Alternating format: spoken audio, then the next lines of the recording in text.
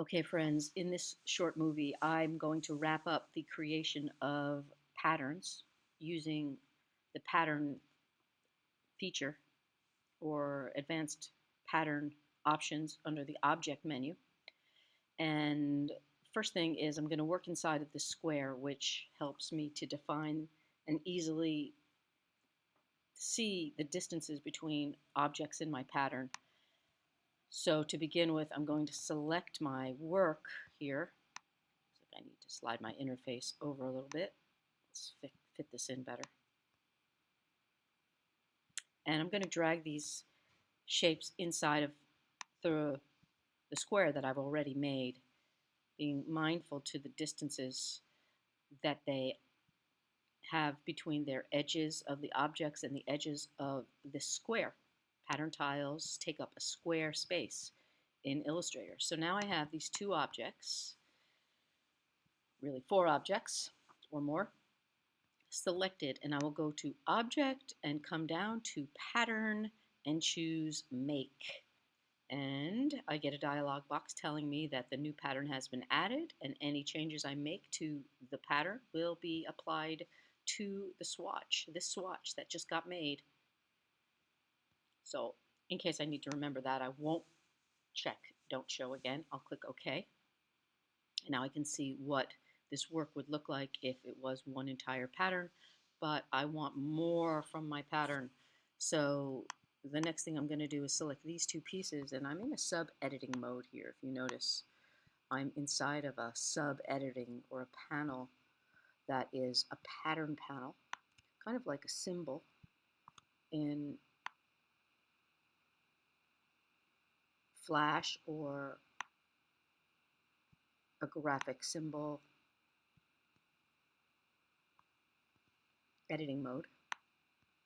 And I'm moving over my objects a little bit away from the edge here, very mindful of the different distances that I am trying to create as I'm looking at the edges of the pattern. And there are a lot of different things that I can show, such as grid, brick by row, brick by column, hex by column, hex by row. And each one of these choices will actually change the way my pattern elements are distributed. And I'm going to go back to grid because that's the one I want to use. Here you can also see the objects overlap or not, and how many copies I want on my screen, and the dim that you see here in these copies. Some kind of funky things happening here. It's not reproducing some of these elements, but I'm going to assume everything's still okay. So I'm going to now duplicate this jelly here, placing it underneath and making it smaller, moving it over. I think it would be sensible to have some of these on angles because jellyfish do not swim straight.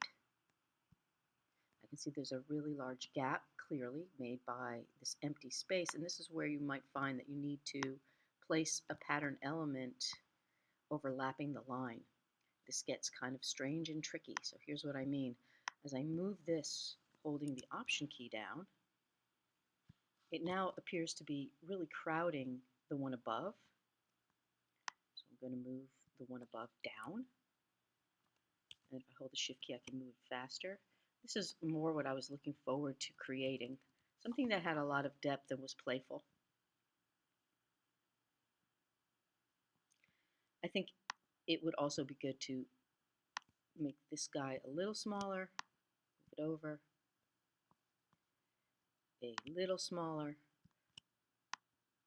move it over, and I'm very interested in the way that the space is filled by the elements that I have. And I'm going to copy this element and paste it, Command C, Command V, and again move over and try making a very tiny one and see what that does for my pattern.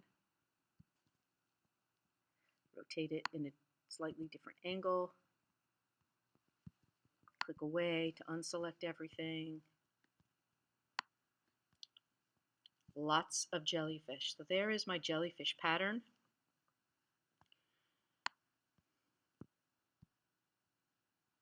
Rotate again.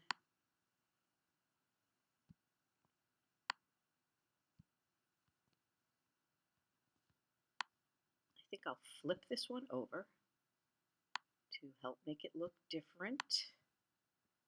Let's not leave it squished.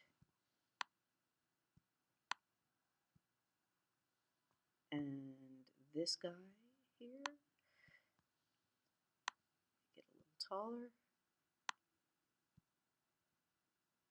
Click away, squinting my eyes, seeing if I like what I see. I'm not so sure about this hole here. I think I'll move this jelly down, holding the shift key to move it 10 pixels at a time. And this one I'm going to move down a couple of taps away from the edge. And so you can see how the square area helps me.